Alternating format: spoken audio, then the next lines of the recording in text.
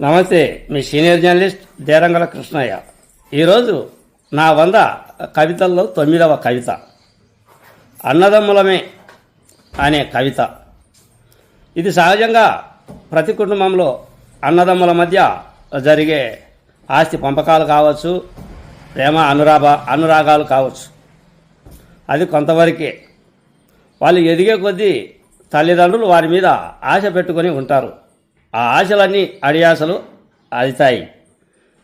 తల్లిని తండ్రిని వేరు చేసుకొని లేదా అనాథాశ్రమాలకు పంపించే ధోరణి ఇప్పుడు నడుస్తూ ఉంది.